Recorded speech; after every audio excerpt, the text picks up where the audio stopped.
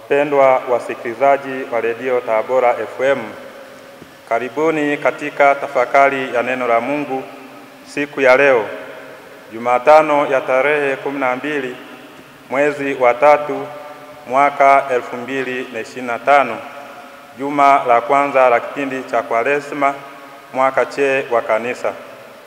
Masomo yetu ya leo ni kama ifuatavyo. Somo la kwanza linatoka katika kitabu cha nabii Yona sura ya 3 aya ya 1 hadi ya 10, na Injili kama ilivyoandikwa na mwinjili Luka sura ya 11 aya ya 29 hadi ya 32. Karibuni tusikilize Injili. Injili ya mwinjili Luka sura ya 11 aya ya 29 hadi ya 32.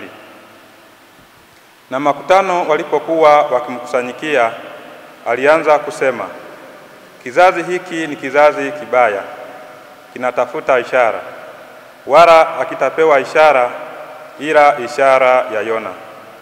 Maana kama vile Yona alivyokuwa ishara kwa Ninawi, ndivyo atakavyokuwa mwana wa Adamu kwa kizazi hiki. Malkia wa kusini ataondoka siku ya hukumu pamoja na watu wa kizazi hiki, naye atawahukumu kuwa na hatia, kwa sababu yeye alikuja kutoka ncha za dunia aisikie hekima ya Sulemani, na hapa pana mkubwa kuliko Sulemani.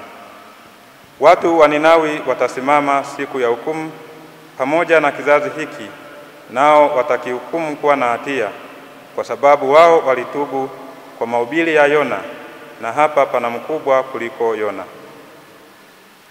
Neno la Bwana.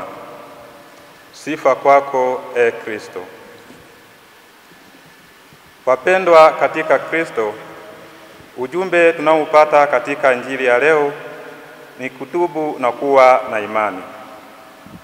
Yesu anapozungumza na umati akiwaonya kuhusu kutafuta ishara na kuelezea hukumu juu ya kizazi hiki, Yesu analinganisha kizazi cha sasa na watu wa Ninawi na Malkia wa kusini, ambao waliupokea ujumbe wa Mungu kwa toba na heshima, wakati kizazi cha sasa licha ya kushuhudia miujiza bado kinakataa kutubu na kuamini. Madai ya kuomba ishara hayakuwa na nia njema na ya kulenga kuimarisha imani yao. Ndiyo maana anawaita ni kizazi kibaya, kinatafuta ishara, wala akitapewa ishara isipokuwa ishara ya Yona. Mahubiri ya Yona yalitosha kuwafanya watu wa Ninawi kutubu. Yona alikuwa ni ishara ya toba, lakini hapa kuna mkubwa zaidi ya Yona. Yesu ametuachia ishara ambazo ni sakramenti za kanisa ili kutusaidia kututakasa katika safari yetu ya kiroho, kama sakramenti ya kitubio, Ekaristi takatifu na sakramenti zingine.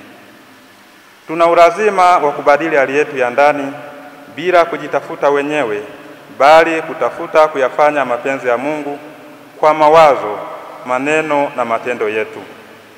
Tunapoishi katika dhambi, tunajitenga na Mungu.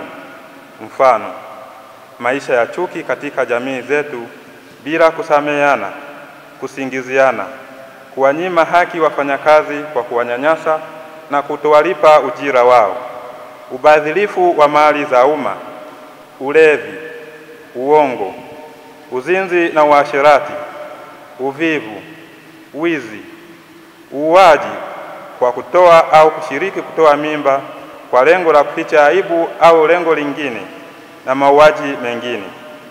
Haya yote yanatufanya tuitwe kizazi kibaya na yanamuudhi Mungu. Tunapohubiriwa tuyaache maovu kama hayo, tuko tayari kutubu na kurudi kwa Mungu, au tunasubiri ishara gani ili tuweze kuwa na uongofu? Tunapoendelea na kipindi hiki cha Kwaresma, wajibu tulio nao sasa ni kutubu na kuacha yote yanayoharibu urafiki wetu na Mungu. Kwa kungama dhambi zetu ni hatua ya kurejesha uhusiano na urafiki tunaopoteza kati yetu na Mungu na ndugu zetu tunaowakosea. Naye Mungu anatusamehe dhambi zetu kama anavyotueleza Mtume Yohane. Tukisema kwamba hatuna dhambi, twajidanganya wenyewe, wala kweli haimo mwetu. Tukiziungama dhambi zetu, yeye ni mwaminifu na wa haki, hata atuondolee dhambi zetu na kutusafisha na udhalimu wote.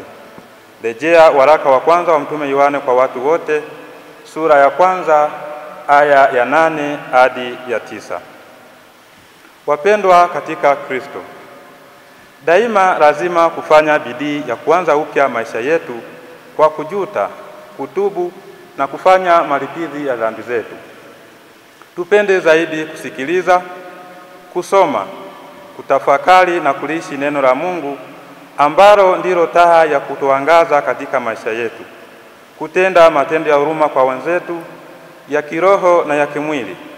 Kuhusiana vizuri katika familia zetu, jumuiya zetu, kuishi kwa upendo, msamaha na uvumilivu, huku tukimtumikia Mungu na kumpenda kupitia ushuhuda wa maisha yetu kwa jirani na ndugu zetu tunaoishi nao au kutana nao katika shida zao, na kuacha maovu yote yanayoharibu urafiki wetu na Mungu.